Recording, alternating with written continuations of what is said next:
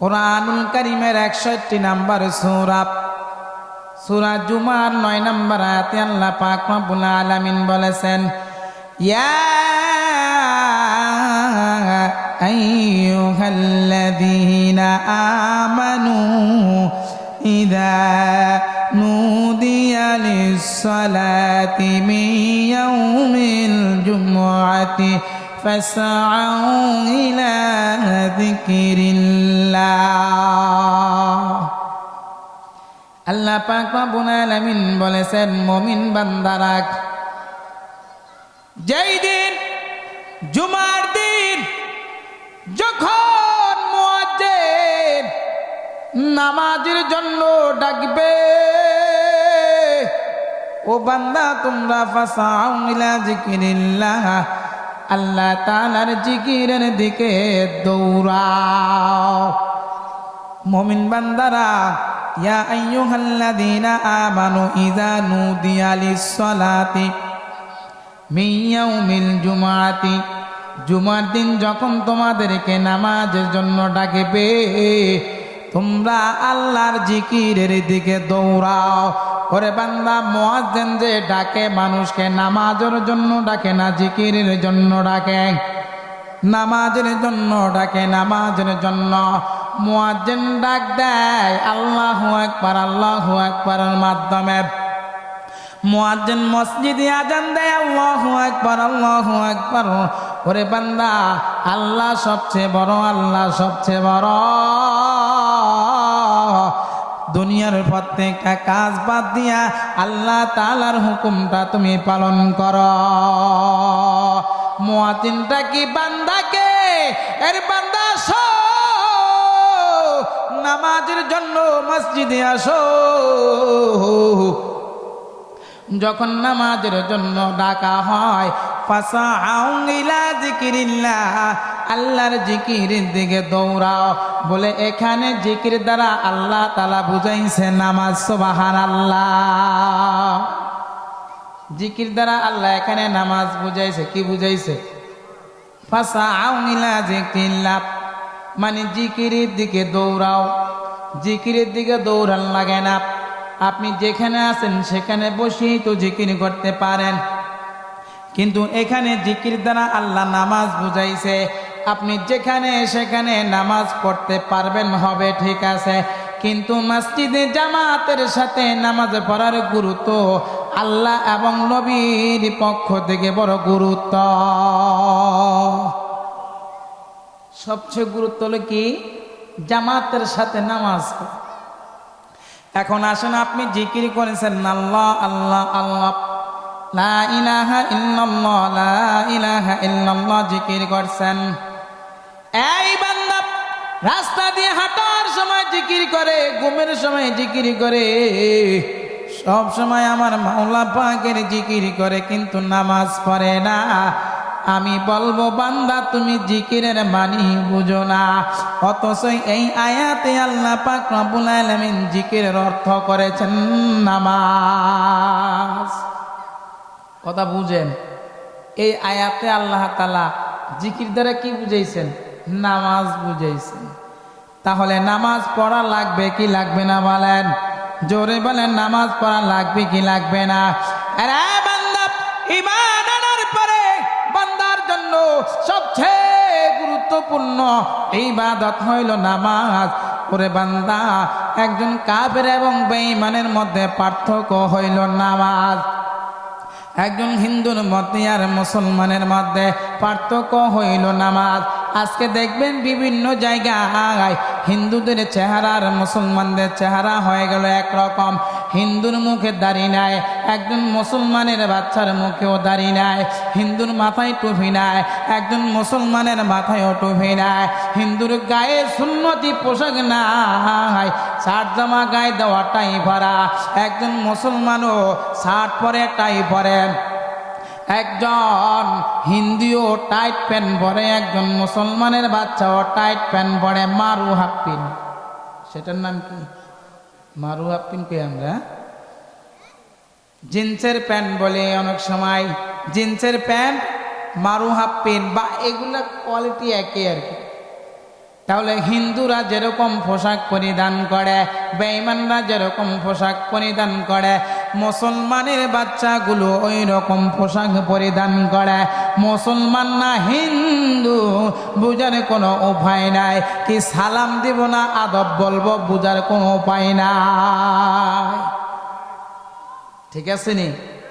গত কয়েকদিন আগে 3 জন হিন্দু, শীতকাল তো মাথায় চাদর পেঁচায় আসতেছে, তো আমি সালাম দিলাম, আসসালামু আলাইকুম ওয়া রাহমাতুল্লাহ, সালাম দিলাম।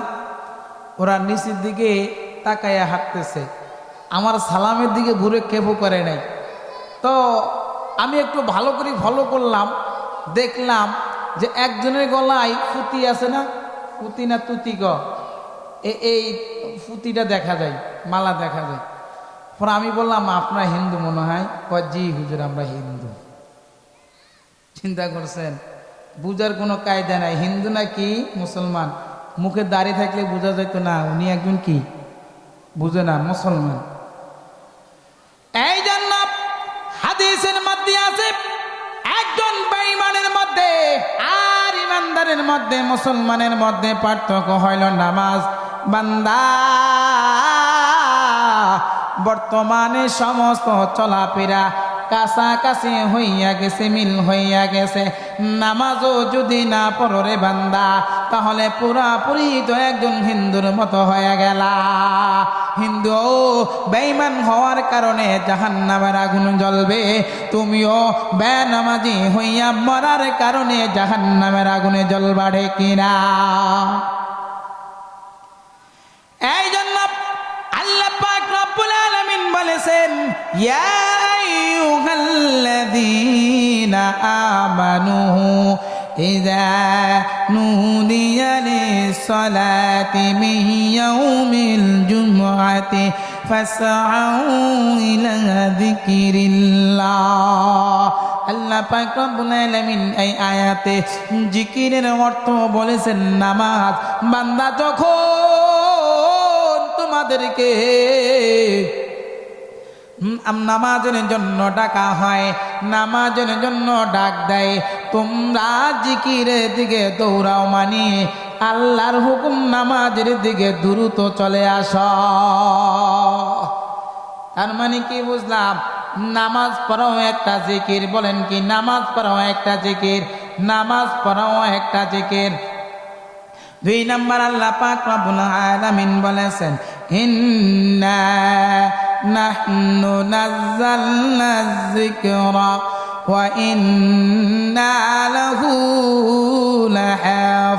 লাহাফিজুন। ইন্না নাহনু নাযালনা যিকরা, এই আয়াতের অর্থ হলো আমি কোরআনকে নাজিল করেছি। কে বলেছে? আল্লাহ।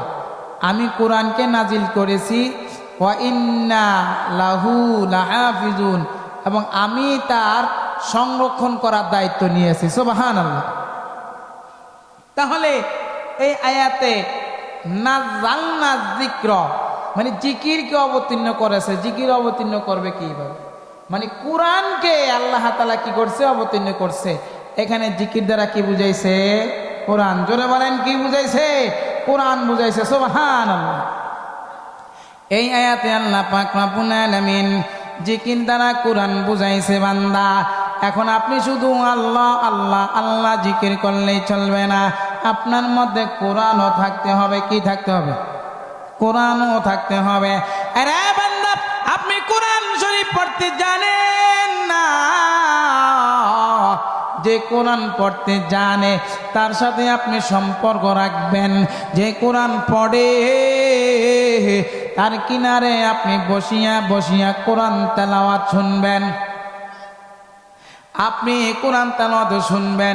যে কোরআন তেলাওয়াত করিয়া সওয়াব পাইতেছে, সম পরিমাণ সওয়াব আপনি শুনিয়া শুনিয়া পাইবেন। সুবহানাল্লাহ। যে কোরআন তেলাওয়াত করতেছে আপনি শুনতেছেন, তো আপনিও সম পরিমাণ সওয়াব পাবেন। আজকে তো আমরা গুরুত্ব দেই না, কোরআন শরীফ পড়তেই জানি না, কোরআন শরীফ পড়তেই জানি না। বরং একটা মজলিসে কোরআন শরীফ যখন তেলাওয়াত করে আমরা কোরআন তেলাওয়াত শুনি না, ওই জায়গায় হই চিৎকার করি, আমরা হইচই লাগায় দেয়, শোরগোল শুরু করে দেয়। কোরআন তেলাওয়াত হচ্ছে, তার কোনো গুরুত্ব নাই। আরে বান্দা, যেই জায়গায় কোরআন তেলাওয়াত হচ্ছে ওই জায়গায় কোরআন শোনা আপনার জন্য ফরজ। বান্দা শুনলে সওয়াব পাবেন, না শুনলে আপনি গুনাহগার হইবেন। না শুনলে কি হবেন? গুনাহগার হবেন। আপনারা এক কিনারে বসছেন তো, আমি ওই যে ওইদিকে তাকাই থাকতে হয়, এখন ওই সামনের দিকে তাকাইতে পারি না। কথা বুঝেন নাই? উল্টা হয়ে গেছে। একটু কষ্ট করে সামনে আসেন, একটু কষ্ট করে সামনে বসছেন যেহেতু একটু সামনেই আসেন। হ্যাঁ, ওইদিকে তাকাই গেলে সব সময় শুধু বাম দিকে ডান দিকে তাকাই দেখলে সমস্যা। তাহলে 2 নম্বরে আল্লাহ পাক রব্বুল আলামিন জিকির দ্বারা কি বলছেন? কোরআন বলছেন। আরে বান্দা, কোরআন হইল আল্লাহ পাক রব্বুল আলামিনের কথা। চিল্লায় বলেন, কোরআন কার কথা? বলে না কোরআন কার কথা? এই কোরআন আল্লাহ পাক রব্বুল আলামিনের কথা। কোরআনুল কারীমের এক নাম আছে কালামুল্লাহ। কালামুল্লাহ, কালামুল্লাহ মানি হইল আল্লাহ তাআলার কথা। আল্লাহ কোরআন নাজিল করেছেন, কোন বান্দা যদি কোরআন তেলাওয়াত করে তো ওই বান্দা যেন স্বয়ং আমার আল্লাহর সাথে কথা বলেছে। সুবহানাল্লাহ। যে কোরআন তেলাওয়াত করবে তাহলে সে যেন স্বয়ং আল্লাহর সাথে কথা বলছে। বলেন তো আল্লাহ বড় কিনা? আল্লাহ সবচেয়ে বড়। বলেন আল্লাহ সবচেয়ে বড়। কত বড়?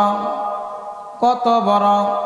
কত বড়? এর কোনো তুলনা হয় না, এর কোনো সীমারেখা নাই। আমার আল্লাহ সবচেয়ে বড়, সবচেয়ে বড়। কত বড় তার কোনো তুলনা নাই।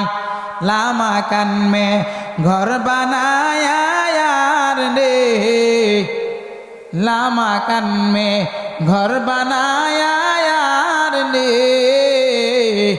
আল্লাহ পাক রব্বুল আলামিন লামা কানে ঘর বানাইছেন, মানে আরশো মহল্লাই ঘর বানিয়েছেন। আমার আল্লাহ আরশো মহল্লাই ঘর বানিয়েছে। ও জায়গার নাম হলো লামা কান। আরবিতে বলা হয় লামাকান, বাংলায় অর্থ হলো যেটা কোনো জায়গা না। ওর মানুষ বুঝতে পারেন যেটা কোনো জায়গা না, ওটা কিভাবে আল্লাহ তাআলার ঘর হয়? হ্যাঁ, যেটা কোনো জায়গা না ওইটাই আল্লাহ তাআলার ঘর। আপনি যখন একটা জায়গা নির্ধারণ করবেন, জায়গাটার লম্বা এবং চড়া একটা নির্ধারিত জায়গা থাকা লাগবে, ঠিক আছে না? একটা মাপ থাকা লাগবে। আপনি এখন কালিক করতে পারবেন এই মাঠটা কত হাত লম্বা, এই মাঠটা